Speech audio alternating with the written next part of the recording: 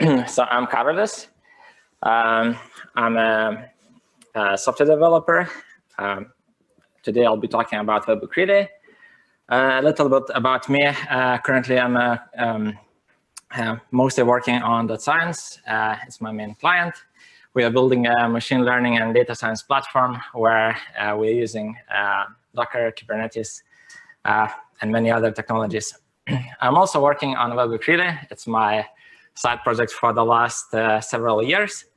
And while doing Webhook Relay, I also created Keel, which is an operator that automates deployments in Kubernetes. Previously, I worked in storage.js, where I was developing software-defined storage array for Docker and Kubernetes. And before that, I was working in OpenCredo, where I mostly worked on a service virtualization tool that was simulating APIs for one major airline company. So today, I'll be talking a bit about what kind of problems I'm trying to solve with Webhook Relay, subjective, some use cases that might be valid for you, tech stack in the backend, which can be quite interesting as it's a one-person company, and just main challenges. So as like an overview, what it does, it creates a unidirectional tunnels that allow traffic to go into like any service deployed in the backend, for example, in your Kubernetes cluster or just regular VM. It can also create like bidirectional tunnels to expose services, and now it can also provide connections through WebSockets. And from there, we can get some more clients connected. For example, Node-RED, if anyone had a chance to use it, it's like a workflow engine. Relay agent is written in Go. Most infrastructure is written in Go. It just makes it way more productive. Well, the problems. First time I had this problem in Barclays when we had to enable some automation in our Jenkins from GitHub and GitLab, and it just wasn't possible. Like networks team were just were not interested at all into providing us with endpoints where we could pass traffic to our internal services, and it was just impossible to do anything. So we kind of had to use polling, which would lead to either us being rate limited or updates waiting for like minutes or even longer before it would actually start new jobs. Then with each new CI system that's introduced in an organization like Jenkins or GitLab or Drone, it's you have to repeat the step one where you ask another team, or you have to do it yourself to provision those public IP addresses, then configure firewalls to let the traffic through. And also there's very little audit logs when, for example, you're receiving webhooks straight in your Jenkins instance or Drone. Well, in Drone case, there are no logs at all, or GitLab. In Jenkins, there are some logs in a system tab there, but it's also quite difficult to debug. And also just needed a side project. I was working for a 9-to-5 job and just wanted some new challenge. So the objective was to create a service that I can use myself, first of all, to help me with, for example, like Stripe development, especially now with the new secure customer authentication law in EU, it's a lot easier to use Stripe checkout, which is very asynchronous, where you actually pay on Stripe's page, and then you are just receiving webhooks from Stripe that someone got a new subscription or someone paid, and you have to process those webhooks. And to actually do that, you always need to somehow receive those webhooks. So how do you do that on your own laptop? You probably have to either deploy it to some kind of staging or development environment, or use one of these tunneling solutions. So customer use cases, as I said, mostly it's webhook forwarding to CI system. I think most of my users are just Jenkins or Drone or GitLab users who find it a lot easier. Then there is a group of developers who are just working with Stripe or Chargebee. Chargebee is like Stripe, but a lot slower. And execute scripts on webhooks. This feature is quite new, which is cool. Or just demo anything from your local host, like static web server that you have, like Hugo or Jekyll. Doesn't really matter. And I think a year ago, I started working quite a bit with home automation solutions, because a lot of people were asking like whether they could have like a bit more integrated add-ons. So it was quite fun, especially, for example, with Node-RED and Home Assistant. Home Assistant can integrate with pretty much any devices you have at home. Well, those devices have to be like smart, but it is quite useful. Like I can turn on and off TV in my room, which is very useful through Google Home. Jenkins builds on pull request. This is sometimes is quite even strange, and especially in 2019. That you have to do something special about Jenkins when you want to do builds on pull requests. Like most of the other CI solutions just do this out of the box. But with Jenkins, you kind of have to get a bit more involved with like specific plugins and just to receive webhooks somehow. So recently, one of the large computer chip manufacturers started working with me, just enable CI in their organization. Then obviously Dotscience, my main client that I'm working with. So we are using tunnels with Jupyter notebooks. So how it helps us is that any workload that data scientist runs, we run on a separate VM. And some of those workloads can be like long-running jobs like Jupyter. And it really helps to actually start a Jupyter on some remote machine with, for example, NVIDIA GPU on Google Cloud. And you don't have to care about networking. You can just start a tunnel there, and you can now connect it through the browser without messing with firewalls. Also, currently, we started working on deployments. So we are using TensorFlow serving to create those deployments. And Webhook Relay has an ingress controller that can create tunnels directly to those deployments, also avoiding to configure load balancers. Because usually each load balancer costs like around 20 pounds, at least on Google Cloud. So it can accumulate, especially when your workloads can be just like more like development or staging where you don't need to have like a high throughput. For production environments, we will be using just standard load balancers from Google Cloud. All tunnels can be created directly through the API. There are no configuration files. You just post, put, and delete HTTP requests, and your configuration is updated on the fly. Home automation, as I mentioned before, I don't know how many of you have tried out like working with IoT and what kind of problems you get, but some of the users just are behind CGNAT, which basically just several levels of NAT. You just can't expose your local web servers to the public internet. Like even in my case, I think I have to pay additional 5 or 10 pounds just to get a public IP, which is okay, but I think without paying that is a lot better. Well, a bit more about integration with Cloudflare. Let's encrypt. I think, yeah, Cloudflare is really nice working from like a client perspective when you want to configure it through the API, especially like DNS configuration. Like I've seen many other DNS providers, and I think like Cloudflare is probably the nicest API.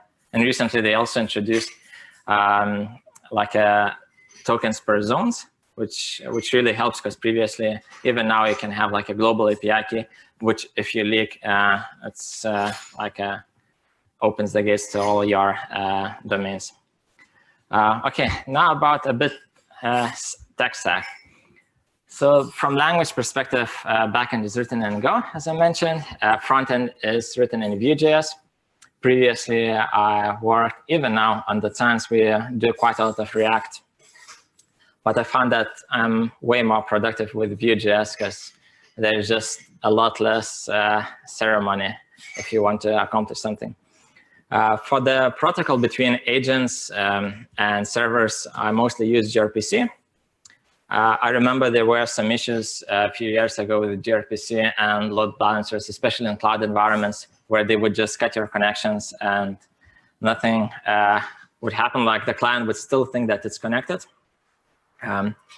But recently, like all of those issues were fixed on the gRPC side. There are really nice keep alive and timeouts can be specified during configuration.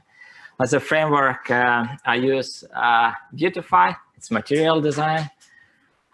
It's really nice. I noticed that it's really good from performance perspective until you get maybe like a few thousand elements. Then it can be a bit slow, but still, like from developers' experience, I can say that it's like top notch.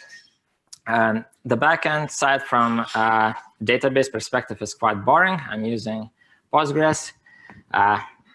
Don't really regret it. Not a fan of Mongo. And Redis for caching and NAS for messaging. So NAS is, I don't know if there are people that are not aware of it, but it's like Kafka or any other messaging systems. It can be made like HA that won't lose any messages, but by default I use it just for messaging between the nodes, which is really nice. As an infrastructure, I use mostly GCP with GKE. I can't spend much time on ops, so I try to just get a managed service. It's a bit more expensive than just plain VMs, but to be honest, can't tell a difference from the billing invoice. I also use Vultr for like cheap servers for multiple zones. Vultr, I noticed that they have quite nice, not official CLI, which really helps. I don't know why they haven't forked themselves, but like from pricing perspective, it's quite good. Then I have lots of helpers. So for example, Grafana and Prometheus, standard things. I wish I had them a lot earlier. I think I only started using Prometheus after like few months after deployment, when I noticed that all my APIs became quite slower. And then I was like, interesting. So apparently they were a lot slower because I was logging a bit too much in like a blocking way. I also use Cloud Builder. It's if you don't have like too many builds, it might be a perfect solution because it's free. It's very fast compared to like Circle CI or Travis or any other like, God forbid, Docker Cloud. I currently also use Drone that does a bit more than Google Cloud Builder, but just from that perspective that I want to run it on my own servers. I also use Node-RED for a lot of workflows and automations. It's doing health checks, also receiving webhooks from Mailgun and sending everything to my Slack channel. It's a very sad Slack channel where I'm the only person in it. Yeah. No, I'm sorry. But yeah, it's really very sad because wherever anything is sent there, it's usually bad because that's where I'm getting alerts. So I don't even want to open it sometimes. And also I'm using Keel, my own project for all the Kubernetes deployment automations. So what it's doing is basically it's detecting what images are you running in your GKE cluster and subscribes to those registries and listens for basically new images. You can specify policies for updates on your deployment manifests on annotations. For example, if it's a minor patch or major releases, or just force means that any new image has to be deployed, and also messages to Slack if it was success or failure. So it's quite good because then I can get a workflow where I just need to push to my GitHub, tag a new release, and then it gets deployed in a few minutes to production. Useful, saves time. The infrastructure looks pretty much like this. I have two main services that have like 1, 2, or more pods. First one is Webhook Relay API, where all the Webhook clients subscribe. It is also it's terminating TLS and also forwarding all the front-end stuff to Nginx. Nginx is running it's serving my static files. I have Nats and Redis. Nats is where I publish new webhooks because when a webhook comes to any of those pods, it has to broadcast that. So any other service that has a client subscribed can then relay that webhook to that server. I use Redis for caching and Postgres for persistence. Then I have tunneling servers that do the bidirectional forwarding to any other clients. So they are a bit more involved because they also have to pass traffic between them. Because like in the webhook forwarding case, I don't really have to get a response back to the same requester. With tunneling servers, I have to like create a bidirectional tunnels between a web server running on your own laptop and a browser. For the CI, as I mentioned before, I'm using Google Cloud Builder with Google Cloud Storage. It's like S3 alternative, really useful. Doesn't cost pretty much anything, just like for serving binaries, which is nice. And like an alternative workflow is where, I'm just pushing to GitHub, and drone is building and pushing to a Docker registry. And other regional deployments are stateless. So the servers that I mentioned I use Volter with, they can be always just decommissioned, purged, destroyed. Doesn't really matter. They don't have anything there. They connect back to the Webhook Relay API and through gRPC connection. So they don't even have credentials. So whenever a new client connects to one of those Volter tunneling servers, credentials get passed to the main API, authenticated, new tunnels received, and traffic can go through. So main challenges, I think, throughout the years was just deliverability, especially in unstable networks when load balancers would be cutting connections. So I kind of had to like build on top like a message queue that can ensure that webhooks do get delivered. Also, you need to have retries and so on. Then also tunnels being used for phishing, which is extremely not nice from some people, serving some bank login pages. Then weird client connections. That's also that I noticed quite recently, especially with those home automation solutions. I don't know, there are some really weird clients that, for example, just can make your Go standard web server crash. So you kind of have to extract some of the functionality from standard Go server and replace some pieces to make it like a bit more angry at some clients and disconnect them. Then, UX, worked quite a lot on it, especially like because I'm a single engineer. So you always need to experiment to see like what's working and what's not. And different transport methods. Some organizations have like firewalls that block various connections, so you kind of have to jump between WebSockets, gRPC. The timeline, I started in 2016, is initial prototype, then high availability. So I moved from HyperSH to Kubernetes. HyperSH was pretty much like one of those solutions like currently there is now on AWS ECS. It's kind of orchestrator, but people are moving away from these things. Initially, I think the main reason for that was Postgres, because just having a managed Postgres on Google Cloud really makes your sleep a lot better. And then 2017 added tunnels, then lots of performance improvements, multi-region, and self-hosted. So currently, some of the clients just have a self-hosted version where They can deploy servers, on-prem especially, really helps. And now I'm working, like the next step will be executing any user code on the SaaS side. So yeah, integrating with V8, adding like WebAssembly support and Lua.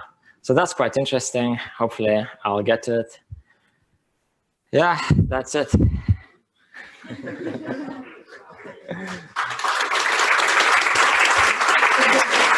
Cool. Are there any questions? If there are questions, then we need a microphone because I'll come up. Throw Give me a it. moment.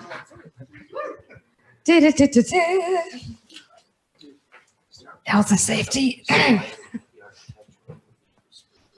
This one. Thank you. Thank you very much for a well-presented theme. My question is this, okay? You mentioned Postgres, which is an object relational database management system, and you said Redis, and you said you were using Postgres as a persistent store. Then what's the function of Redis cache then? What's the Redis cache doing there below the API? So I'm using Redis for two things. So one thing is there from quite ancient times just for PubSub, like messaging between the servers before I got NATS in. And another is just for caching. And also I'm keeping TLS certificates there because I'm using this Let's Encrypt library in Go that you have to implement some kind of backing store if you want to scale horizontally. So one way would be to use a shared file system like NFS, which is not nice. And I found that a lot cleaner solution is just to use like some kind of cache like Redis. Also, some of the data is stored in cache, so I don't have to hit database, especially where I collect information about webhooks and where webhooks have to go, like multiple destinations. So yeah, just mostly caching and a little bit of messaging. Okay, thank you. Cool. Any other questions? Up here before I have to go all the way. Oh dear. Okay, give me a moment. There's some beeping in the back here as well, so I'm not quite sure if we're gonna. Wait. Who's got a hand up yet? Somebody here had a question. Oh yeah. Okay. There you go. Thank you. So you are using Node-RED on the client side.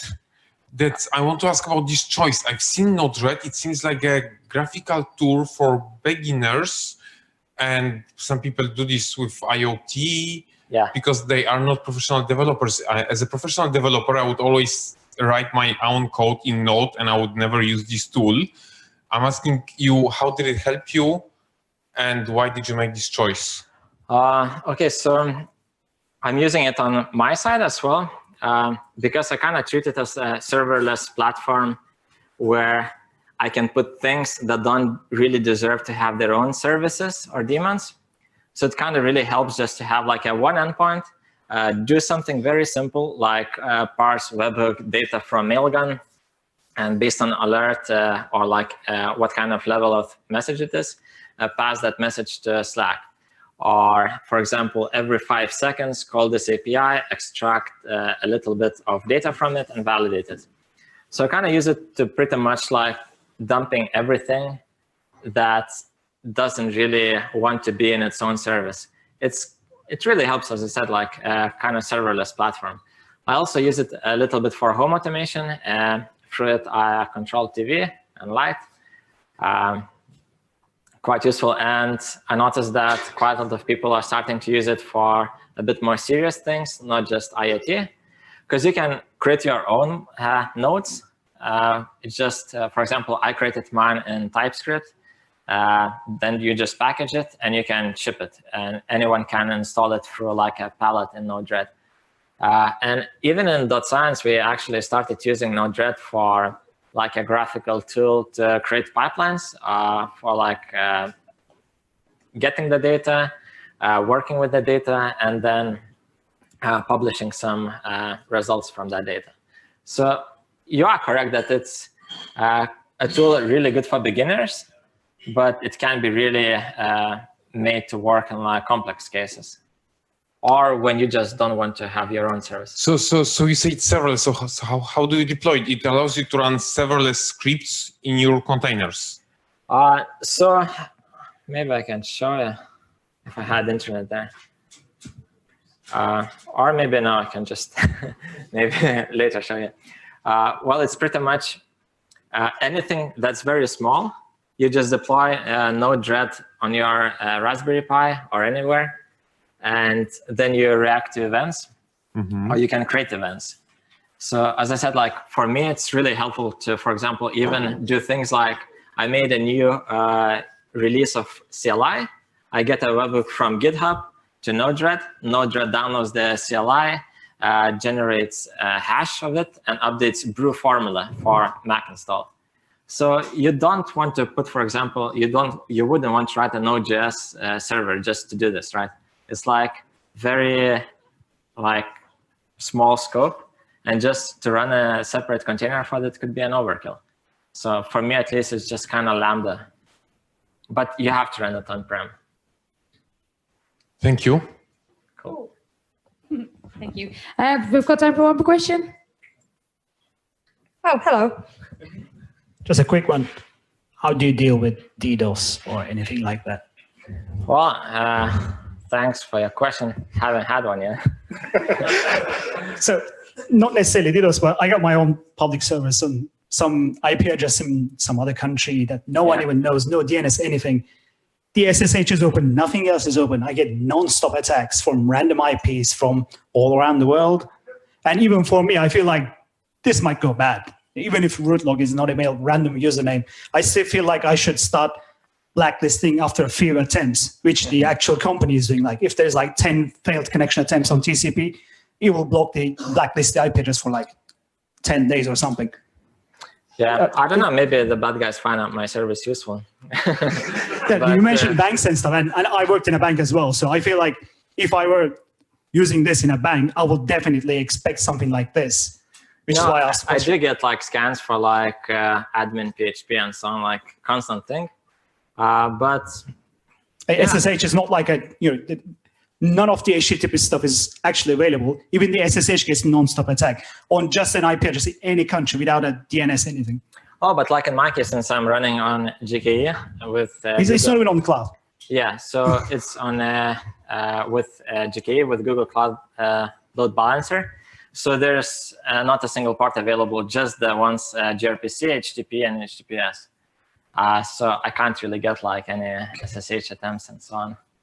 But yeah, as I understand, like I could in theory get like DDoS, but then I do have Cloudflare, so I can't. You rely on Cloudflare. Yeah. Okay, that's enough. Thank you.